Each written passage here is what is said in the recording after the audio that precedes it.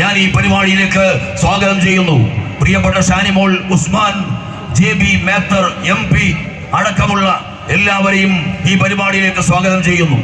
ആ കൂട്ടത്തിൽ ഇന്നത്തെ ഈ പരിപാടി അത്യുജ്വലമാക്കി തീർക്കാൻ അത്യധ്വാനം ചെയ്തിട്ടുള്ള ഐക്യജനാധിപത്യ മുന്നണിയുടെ കാഞ്ഞങ്ങാട് മണ്ഡലത്തിലെ സാരഥികൾ Shri Prince Joseph, CV Bhavanan, advocate NA Khalid, advocate PV Suresh, BP Pradeep Kumar, പൂക്കൾ ബാലകൃഷ്ണൻ, AK ബദറുദ്ദീൻ, മധുസൂദനൻ ബാലൂർ, ബഷീർ ആറങ്ങാടി അടക്കമുള്ള ഒട്ടേറെ നേതാക്കന്മാർ ഈ വേദിയിലുണ്ട്. അവരെല്ലാവരെയും ഈ യോഗത്തിലേക്ക് സ്വാഗതം ചെയ്തുകൊണ്ട് നമുക്ക് ഒറ്റക്കെട്ടായി VD-യുടെ നേതൃത്വത്തിൽ ആദരണീയനായ, ഞാൻ വിട്ടുപോയതാണ്, ആദരണീയനായ നമ്മുടെ MP കഴിഞ്ഞ 6-7 കൊല്ലമായി കാസർഗോഡിന്റെ ഇച്ഛയായി, കാസർഗോഡിന്റെ ഏട്ടനായി, കാസർഗോഡിന്റെ സഹോദരനായി, കാസർഗോഡിന്റെ മകനായി മാറിയ, കൊല്ലത്തു നിന്ന് വന്ന് കാസർഗോഡിനെ കീഴടക്കിയ ബഹുമാന്യനായ രാജ്മോഹൻ MP അവർ ഈ വേദിയിലുണ്ട്. അദ്ദേഹത്തെയും സ്വാഗതം ചെയ്തുകൊണ്ട്, നിങ്ങൾ എല്ലാവരെയും സ്വാഗതം ചെയ്തുകൊണ്ട് നമുക്ക് ഒറ്റക്കെട്ടായി ഐക്യജനാധിപത്യ മുന്നണിയുടെ കൈകളിലേക്ക് ഈ കേരളത്തെ എത്തിക്കാൻ അത്യധ്വാനം ചെയ്യാം എന്ന് പ്രഖ്യാപിച്ചുകൊണ്ട്, നിങ്ങളുടെ പിന്തുണ അഭ്യർത്ഥിച്ചുകൊണ്ട്, ഈ സ്വീകരണത്തിൽ പങ്കെടുത്തതിന് നിങ്ങളെ മുക്തകണ്ഠമായി പ്രശംസിച്ചുകൊണ്ട് ഈ ചടങ്ങിന്റെ അധ്യക്ഷത നിർവഹിക്കുന്നതിന് വേണ്ടി ആദരണീയനായ UDF-ന്റെ ചെയർമാൻ ശ്രീ പ്രിൻസ് ജോസഫിനെ ക്ഷണിച്ചുകൊണ്ട് ഞങ്ങളുടെ വാക്കുകൾ അവസാനിപ്പിക്കുന്നു.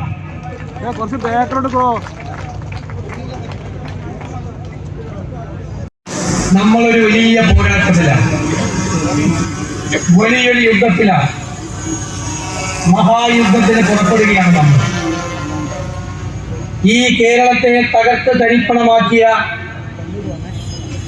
എല്ലാ വിഭാഗം ജനങ്ങളുടെയും പ്രതീക്ഷകളെ തല്ലിക്കെടുത്തിയ ഈ 10 വർഷത്തെ ദുർഭരണത്തിന് അന്ത്യം കുറിക്കാനുള്ള മഹായുദ്ധത്തിലേക്ക് നമ്മൾ പോവുകയാണ്. വെറുതെയല്ല നമ്മൾ പോകുന്നത്. ഈ ദുർഭരണത്തെ ജനങ്ങളുടെ മനസ്സാക്ഷിയുടെ കോടതിയിൽ വിചാരണ ചെയ്തുകൊണ്ടാണ് നമ്മൾ പോകുന്നത്. തെറ്റുകളെ ചൂണ്ടിക്കാണിച്ചുകൊണ്ടാണ് നമ്മൾ പോകുന്നത്. എവിടെയാണ് അവർ പരാജയപ്പെട്ടത് അവിടെയെല്ലാം നമ്മൾ എന്ത് ചെയ്യുമെന്ന് പറഞ്ഞുകൊണ്ടാണ് നമ്മൾ പോകുന്നത്. കേരളത്തിന്റെ രാഷ്ട്രീയ ചരിത്രത്തിൽ ആദ്യമായി ഒരു പ്രതിപക്ഷം തെരഞ്ഞെടുപ്പിന് മുൻപ് നമ്മൾ അധികാരത്തിൽ വരുമ്പോൾ ചെയ്യുന്ന പരിപാടികളുടെ കൃത്യതയും അതിന്റെ ആഴവും അത് കേരളത്തിൽ ഉണ്ടാക്കാൻ പോകുന്ന അടിസ്ഥാനപരമായ മാറ്റങ്ങളും കൃത്യമായി പറഞ്ഞുകൊണ്ടാണ് പോകുന്നത്. നമ്മൾ പറഞ്ഞു കേരളത്തിന്റെ സമ്പദ് വ്യവസ്ഥ ഇവരെ തകർത്ത് കളഞ്ഞു. ഖജനാവിൽ പണമില്ല, പൂച്ച പെറ്റ് കിടക്കുകയാണ്. ആ സമ്പദ് വ്യവസ്ഥയെ മെച്ചപ്പെടുത്താൻ 6 ലക്ഷം കോടി രൂപയുടെ കടബാധ്യത മലയാളിയുടെ തലയിൽ കെട്ടിവെച്ചിട്ടാണ് പിണറായി വിജയൻ പോകുന്നത്. അവിടെ നിന്ന് ഈ സമ്പദ് വ്യവസ്ഥയെ ഉയർത്തെഴുന്നേൽപ്പിക്കാൻ നമുക്ക് പദ്ധതികളുണ്ട്, പരിപാടികളുണ്ട്. കേരളത്തിന്റെ ഇക്കോണമിയെ നമ്മൾ ഷൂട്ടപ്പ് ചെയ്യും, മാറ്റമുണ്ടാക്കും. അതിന് ഏറ്റവും ശാസ്ത്രീയമായ പ്രൊഫഷണലായ പദ്ധതികൾ നമ്മൾ കൊണ്ടുവരും. നികുതി ചോർച്ച നമ്മൾ തടയും. നികുതി ഭരണ സംവിധാനം നമ്മൾ പുനഃസംഘടിപ്പിക്കും.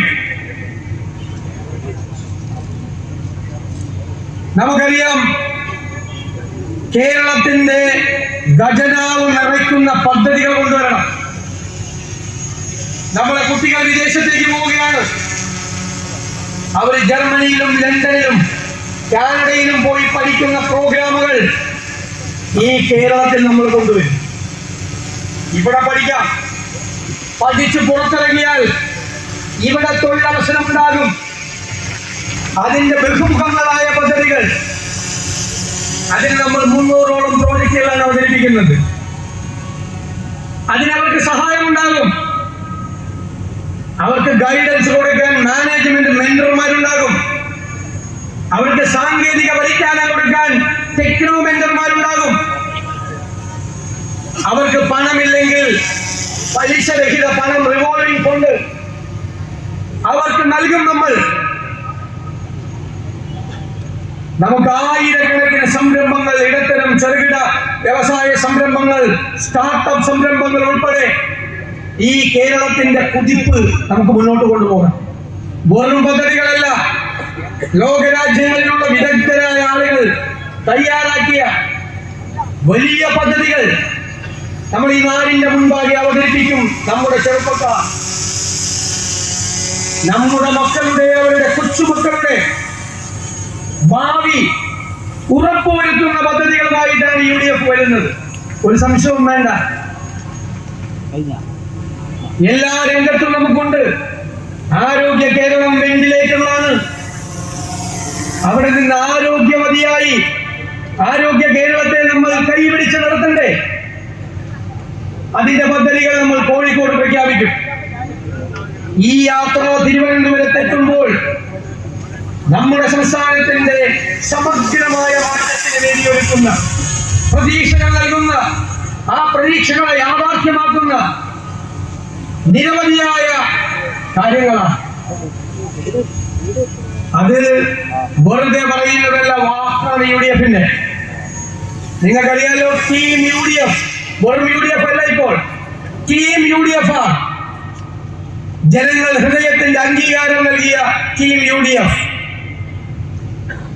തൃക്കാക്കരയിൽ PT തോമസ് ജയിച്ചതിന്റെ ഇരട്ടി വോട്ടിനാണ്, 25,000 വോട്ടിനാണ് നമ്മൾ ജയിച്ചത്.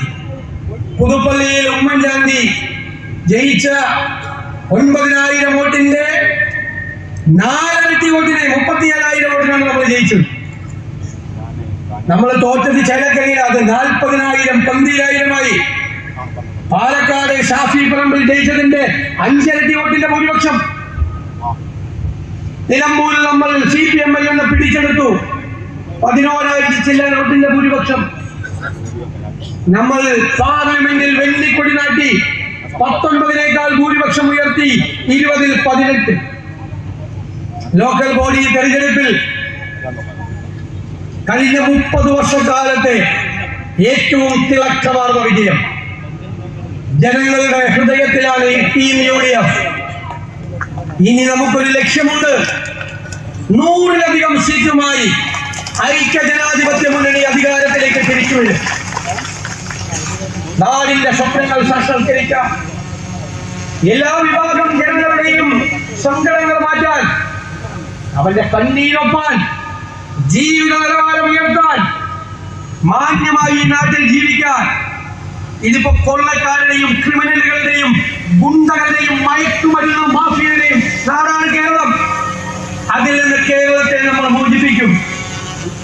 ഇന്നലെ നിങ്ങൾ കണ്ടില്ലേ, തിരുവല്ലയിൽ കാപ്പ കേസിലെ പ്രതി ഗുണ്ടാ പിരിവ് ചോദിച്ചു കൊടുക്കാനിട്ട് ഒരു സ്പായിലെ ഒരു പാവം പെൺകുട്ടിയെ 6 പേർ കൂടി കൂട്ടബലാത്സംഗം ചെയ്തു. ഈ മുഖ്യമന്ത്രിക്ക് നാണമുണ്ടോ? ഇത് ബീഹാറാണോ? ഇത് കേരളമല്ലേ? നമ്മുടെ കേരളത്തിൽ ഇതുപോലത്തെ പരിപാടികൾ അതെങ്ങനെയാ?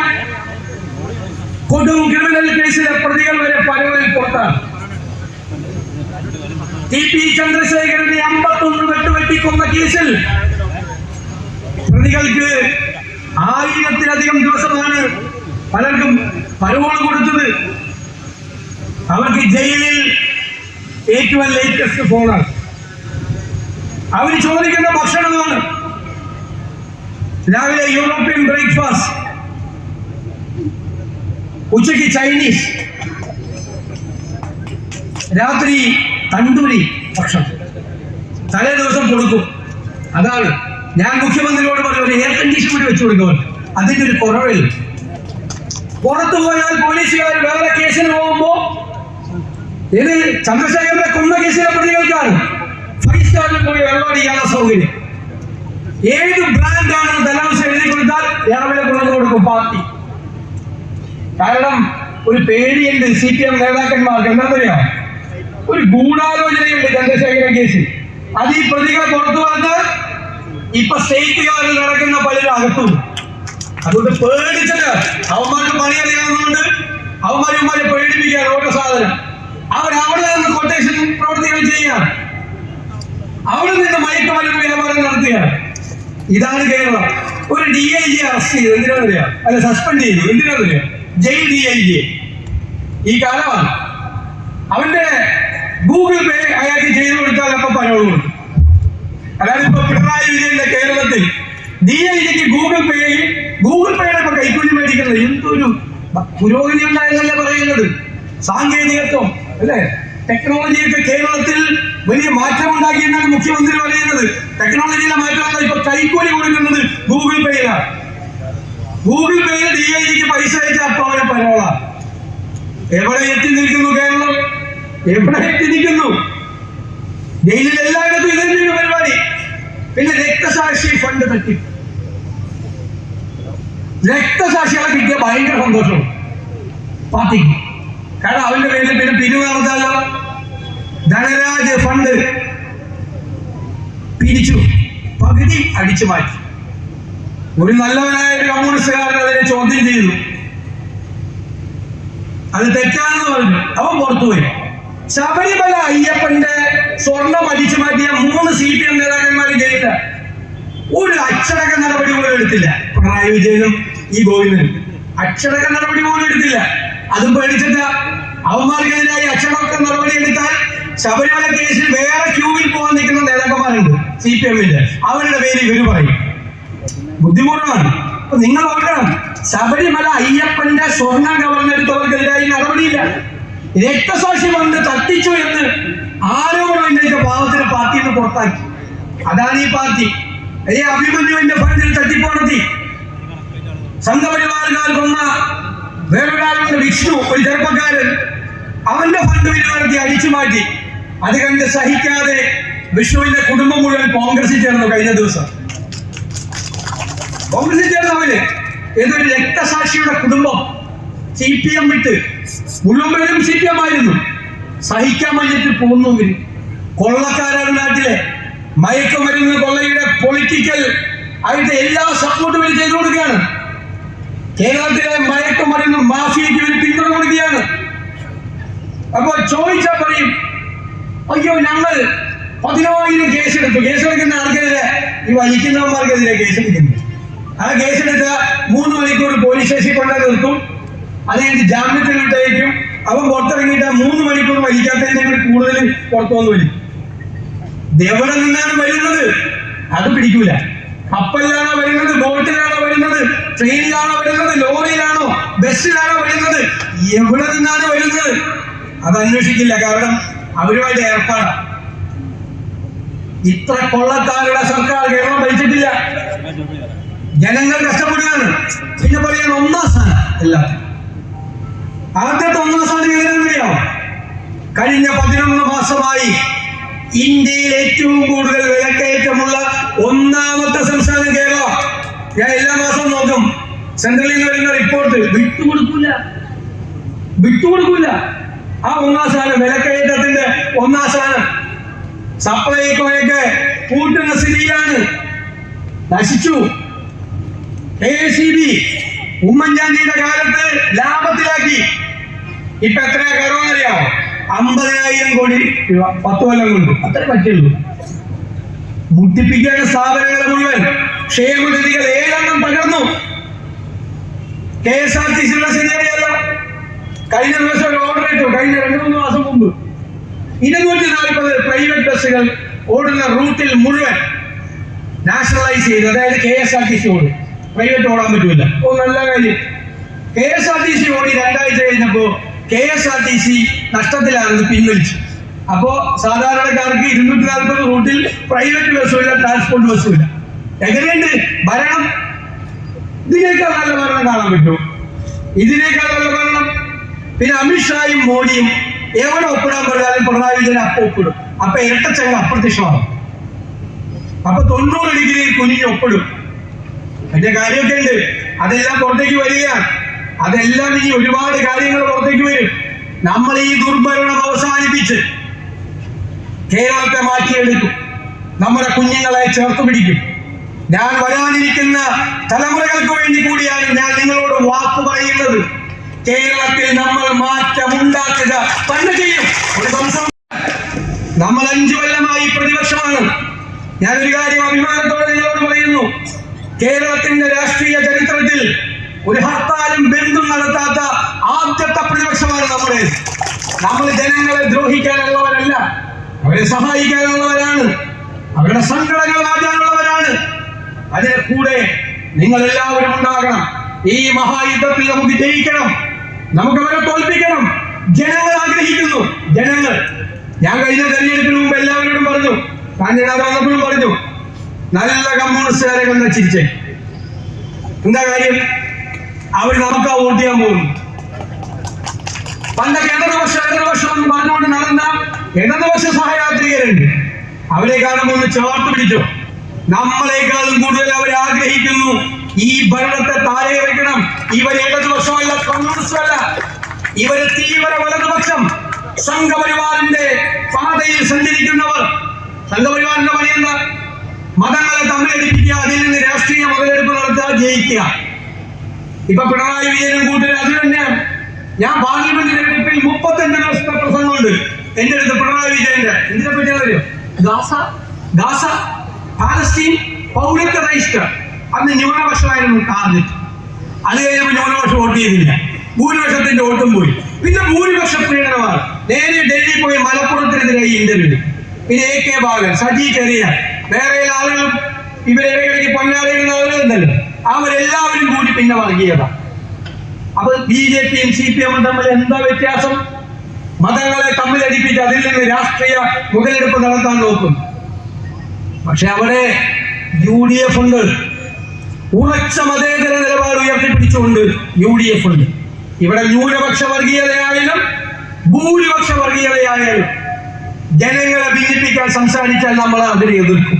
ഞാൻ ഇന്നലെ പറഞ്ഞു, തെരഞ്ഞെടുപ്പിന്റെ പാരമ്യത്തിൽ ഒരാളും വർഗീയത പറയാൻ UDF സമ്മതിക്കില്ല. നമ്മുടെ കുഞ്ഞുങ്ങൾ ജീവിക്കുന്ന നാടല്ലേ ഇത്?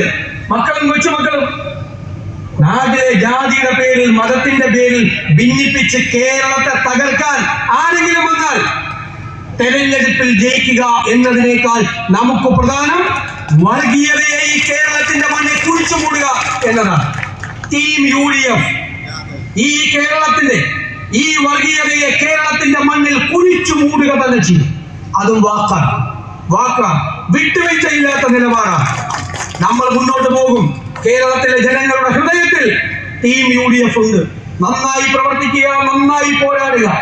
നേരത്തെ പറഞ്ഞതുപോലെ തിളക്കമാർന്ന ഉജ്ജ്വലമായ വിജയം നേടണം. കേരളത്തെ നമുക്ക് രക്ഷിക്കണം. നിങ്ങൾ നൽകിയ ഈ നട്ടുച്ചയ്ക്ക്